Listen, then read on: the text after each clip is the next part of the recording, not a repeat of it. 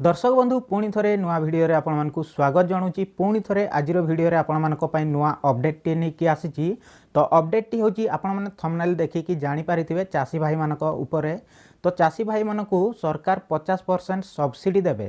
तो यही सब्सिडी कौन मिल चाषी भाई मानक आउ ए कौ चाषी मैंने लाभ पाइपर चलतु पूरा डिटेल्स रे जानी नेबा। सेतिपाई भिडियोटी को शेष पर्यंत देखिए पूरा डिटेल्स रे जानी पारिबे। तो चलतु डेर न करके भिडियो को स्टार्ट करवा। जदि आपण मैंने प्रथम थर पर मो चैनल रे आसीचंती तबे भिडियो को लाइक करनियंतु, चैनल को मध्य सब्सक्राइब करके रखंतु, बेल आइकन नोटिफिकेशन को ऑल रे सिलेक्ट करके रखंतु। तो चलतु एने कौन रही संपूर्ण अपडेट टी को जानी नेबा। दर्शक बंधु ये आपण मैंने देखिपे न्यूज पेपर में आसी जाइए सकाळु सकाळु चाषी भाई आसिला खुशी खबर 50% सब्सिडी देवे सरकार। भारत सरकार चाषी मानकु सहायता देवाई अनेक पदक्षेप आरंभ करिसंती। एबे पुणी थरे चाषी भाई मानक पई खुशी खबर सामना को आसीची। आसंतु जानिबा कौन रही। तो कौन खुशी खबर आपण मानक पई आसीची चलंतु पूरा डिटेल्स रे जानि नेबा। सेतिपई भिडियोटी को शेष पर्यंत देखिबे पूरा डिटेल्स रे जानि पारिबे।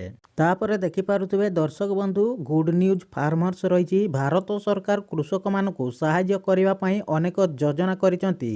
सेति मध्यरु गोटिए होची कृषि जंत्रपाति योजना। एही योजनार उद्देश्य होची कृषक मानकु आधुनिक एवं प्रभावशाली मेसिन सहाय्य रे चाष करिबारे सहाय्य करिबा, जहा सेमानकर उत्पादन एवं आय उभय वृद्धि करि पारिबो। ता आगकु कोन रहिची चलंतु पूरा डिटेल्स रे जानि नेबा। तापर देखि पारुतबे दर्शक बंधु भारत सरकार चाषी मानकु सहायता देबा पई अनेक पदक्षेप आरंभ करिसंती एवं गोटिए उल्लेखनीय योजना होची कृषि जंत्रपाति सब्सिडी योजना, एग्रीकल्चर मेसिनरी सब्सिडी स्कीम। दर्शक बंधु एई एग्रीकल्चर मेसिनरी सब्सिडी स्कीम रे को मेसिनरी जिनस उपरे आपण माने केते सब्सिडी पाई पारिबे चलंतु जानि नेबा। तापर देखि पारुतबे दर्शक बंधु एई योजनार प्राथमिकता लक्ष्य होची चाषी मानकु आधुनिक एवं दक्ष कृषि जंत्रपाति क्रय पई आर्थिक सहायता प्रदान करिबा, चाषी मानकु उन्नत उपकरण व्यवहार करने को सक्षम करिबा। तापर देखि पारुतबे सेही परी एही योजनार लक्ष्य हेउची उत्पादिकता वृद्धि करिबा, श्रम खर्च ह्रास करिबा एवं सामग्रिक कृषि दक्षता उन्नति करिबा। एहा परिवर्ते चाषी मानक पई फसल उत्पादन वृद्धि एवं अधिक आय आनी पारिबो, जहा कृषिर आधुनिकरण एवं एही क्षेत्र रे स्थायी अभिवृद्धि रे योगदान करिबो।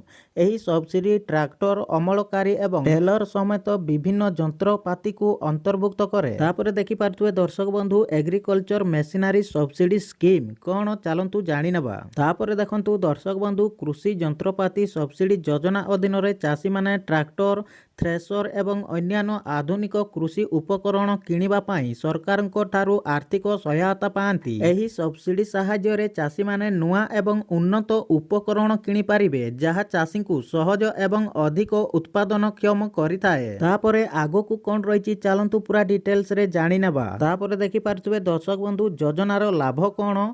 प्रथम रे खर्च ह्रास एवं सब्सिडी जोगु चाषी माने सेमानकर उपकरण क्रय रे खर्च होउतबा टंका संचय करि पारिबे। ये भी ठीक कथा, चाषरे बहुत टंका लगी थाए। तापरे द्वितीय रे देखंतु आधुनिक प्रजुक्ति विद्या, चाषी माने नुआ एवं आधुनिक प्रजुक्ति विद्या व्यवहार करिवार सुजोग पाआंती। तापरे देखंतु उत्पादक वृद्धि, उन्नत उपकरण सहित चाष सहज हुए एवं फसल उत्पादन मध्य वृद्धि पाए।